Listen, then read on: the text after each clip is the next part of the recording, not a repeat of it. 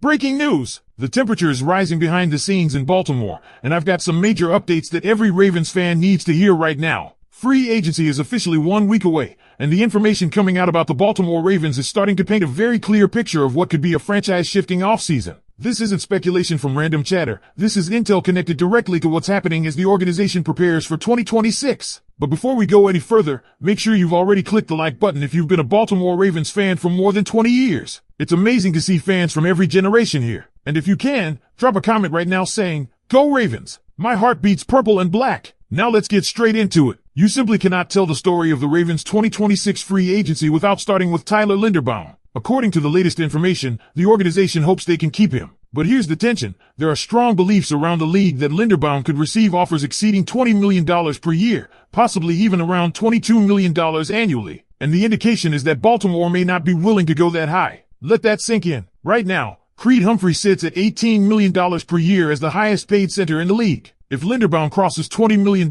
we're talking about a true market reset at the position. Eric DeCosta confirmed that the team has already made what he described as a market-setting deal. But that language matters. A market-setting offer could mean $18.5 million, technically making him the highest paid center, but that number feels very different compared to $22 million on the open market. If another team comes in at $22 million per year, that gap becomes massive. From everything we're hearing, the Ravens might not match that. And if they don't, the chances of Linderbaum staying start to look extremely slim. That leads directly into the draft conversation. Baltimore holds the 14th overall pick in the 2026 NFL Draft, and there's growing belief that offensive guard could be the target in the first round. With uncertainty along the interior offensive line, especially if Linderbaum departs, this suddenly becomes a priority. One name that continues to surface is Alohi Vega out of Penn State. He's viewed as a potential day-one impact starter. The fit feels almost too clean. Vega could step into either guard spot and immediately compete. There are questions about his movement in space, but with Dwayne Ledford now leading the offensive line unit,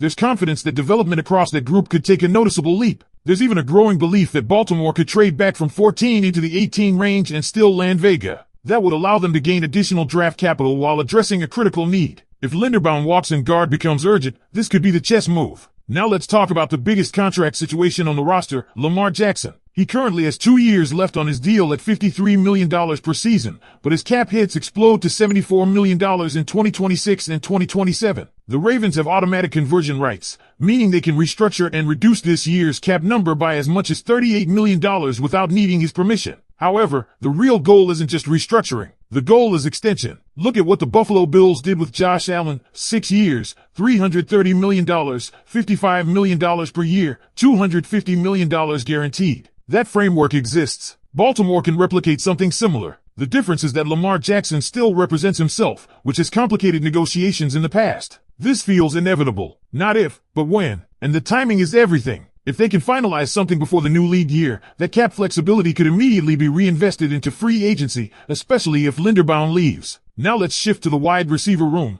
because this might be the most debated group on the entire roster. The expectation is that the Ravens plan to pick up Zay Flowers' fifth-year option. That would set him up for roughly $27.298 million in 2027. That number doesn't put him in the top 10 highest paid wide receivers, but it gives the team one more season to evaluate whether he's truly a WR1. Then there's Rashad Bateman. He's guaranteed $6.5 million this year and is coming off a disappointing season. But the team appears inclined to give him another shot under new offensive coordinator Declan Doyle. That signals belief that scheme and usage played a role in his struggles. Baltimore isn't closing the door on him yet. And here's something interesting. Safety might quietly become a free agency focus. With Malachi Starks and Kyle Hamilton already in place, the idea of adding a third safety to experiment with more 3 safety looks is gaining traction. There's uncertainty around Darius Washington's future after injury struggles, and Alohi Gilman is hitting free agency. If they don't re-sign Gilman, it suggests they may look elsewhere to fill that role with a specific vision in mind. All of this connects. Linderbaum's potential departure impacts the draft. Lamar's extension impacts free agency spending.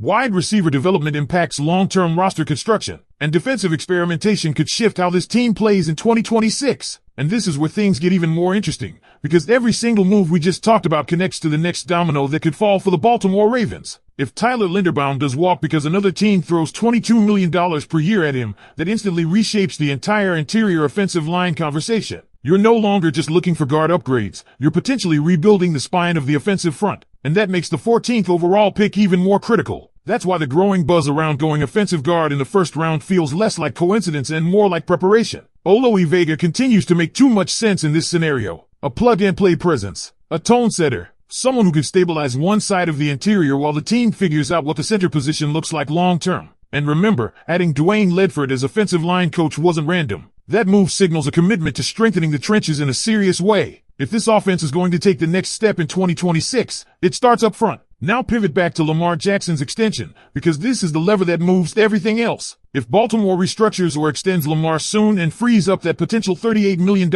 in cap space, that gives them the flexibility to be aggressive. Without that move, their hands are tighter, much tighter. And here's the important part. The cap numbers jumping to $74 million in 2026 and 2027 aren't sustainable long-term. That's why an extension isn't just smart, it's necessary. The blueprint is sitting there with Josh Allen's 6-year, $330 million deal. Baltimore doesn't need to reinvent the wheel. They just need to execute. The key question becomes structure. Do they push guarantees higher? Do they bump the annual average closer to Dak Prescott's $60 million per year mark? Or do they prioritize flexibility in later seasons? However they do it, one thing feels certain, Lamar Jackson is not going anywhere. The front office knows he is the engine. The offense revolves around him. Every free agent decision, every draft pick, every scheme adjustment flows outward from that central piece. Now let's circle back to the wide receiver room because this group might quietly determine how explosive this offense becomes. Picking up Zay Flowers' fifth-year option is a strategic move. At roughly $27 million in 2027, you're buying time. You're saying, show us if you can be the unquestioned WR1. He's dynamic, he's productive, but is he elite? That's the evaluation window this option provides. Then there's Rashad Bateman, guaranteed $6.5 million